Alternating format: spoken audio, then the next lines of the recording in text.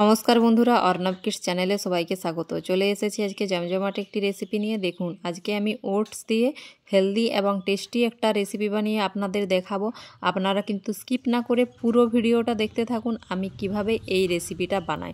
তার জন্য এখানে নিয়ে নিয়েছি আমি একটা পাত্র। দেখুন, এই পাত্রর মধ্যে এই ছোট্ট বাটি মেপে আমি 1 বাটি মতো ওটসের গুঁড়ো নিয়ে নিলাম।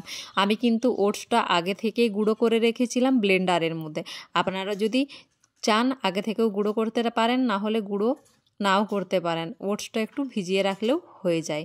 এরপর আমি এই ওটসের সাথে দিয়ে দিলাম প্রায় 1.5 বাটির মতো জল। সুন্দরভাবে আমি রুম টেম্পারেচার জল দিয়েছি, কিন্তু কোনোরকম কোনো উষ্ণ জল আমি এখানে ব্যবহার করিনি। আপনারা চাইলে কিন্তু এখানে জলের পরিবর্তে দুধও ব্যবহার করতে পারেন। এরপর এটি খুব সুন্দরভাবে আমি জলের সঙ্গে ওটসের গুঁড়োটা মিশিয়ে নিলাম। দেখুন, আমার কিন্তু সুন্দরভাবে ওটসের গুঁড়োটা মেশানো হয়ে গেছে। এরপর এটাকে ঢেকে আমি রেখে দেবো প্রায় 10 থেকে 15 মিনিট পর্যন্ত। দেখতে পাচ্ছেন ব্যাটারটা ঠিক এরকম পাতলা দেখাচ্ছে।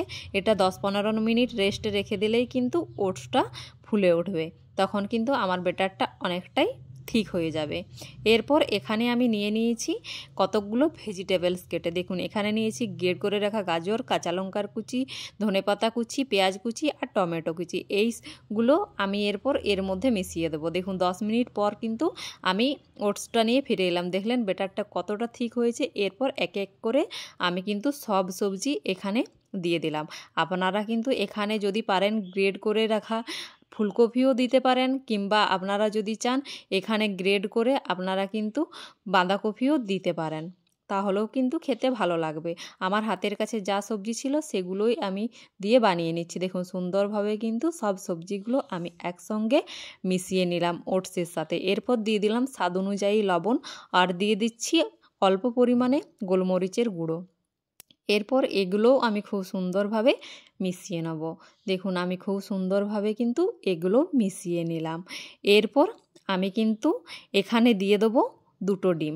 আপনারা কিন্তু চাইলে ডিমের পরিমাণটা বাড়িয়েও নিতে পারেন, আবার কমিয়েও নিতে পারেন, কিন্তু এখানে আজকে আমি 2টো ডিম দিয়ে দিচ্ছি।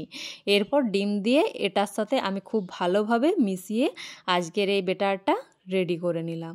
দেখুন, আমি সুন্দরভাবে কিন্তু ডিমটা মিশিয়ে নিয়েছি। আমার কিন্তু ব্যাটার পুরোপুরিভাবে রেডি হয়ে গেছে। ঠিক এরকমভাবে আমি একটা ব্যাটার বানিয়ে নিয়েছি। এরপর সবশেষে দিয়ে দিলাম অল্প পরিমাণে হলুদের গুঁড়ো। এটা একবারেই অপশনাল, আপনারা চাইলে দিতেও পারেন আবার নাও দিতে পারেন। এটা কালারের জন্য আমি অল্প পরিমাণে হলুদের গুঁড়ো দিয়ে দিলাম। এরপর গ্যাসের মধ্যে কিন্তু আমি প্যান বসিয়ে দিয়েছি। প্যান গরম হয়ে গেছে। এরপরে দিয়ে দিলাম 1 চামচ মতো সাদা তেল। এরপর তেলটা আমি খুব ভালোভাবে প্যানের চারিপাশে ব্রাশ করে নিয়েছিলাম। এরপর ওখান থেকে আমি 2 হাতা মতো ব্যাটার নিয়ে দিয়ে দিলাম প্যানের মধ্যে। এরপর আমি প্যানটা একটু খুব ভালোভাবে ঘুরিয়ে নিলাম, আর এগুলো একটু আমি স্প্যাচুলা দিয়ে সুন্দরভাবে সবজিগুলো একটু মেলে দিচ্ছি। তাহলে কিন্তু আমার এই ওটসের অমলেটটা সুন্দরভাবে রেডি হয়ে যাবে। দেখুন, উপরটা যতক্ষণ না ড্রাই হচ্ছে ততক্ষণ কিন্তু এটা আমি বানিয়ে নেব, কুক করে নেব। এটা বানাতে প্রায় 2 থেকে 3 মিনিট মতো সময় লাগবে। দেখুন, 2-3 মিনিট হওয়ার পর আমার যখন উপরটা ড্রাই হয়ে গেছে, আমি তারপরেই কিন্তু এটা স্প্যাচুলার সাহায্যে উল্টে নিলাম। 2টো পিঠ কিন্তু উল্টে আমি সুন্দরভাবে ভেজে নেব। আপনারা কিন্তু এভাবেই ভেজে নেবেন 2-3 মিনিট পর, যখন উপরটা ড্রাই হয়ে আসবে। না হলে কিন্তু ছিঁড়ে যাওয়ার ভয় আছে। দেখুন, আমার কিন্তু একটা রেসিপি রেডি হয়ে গেল।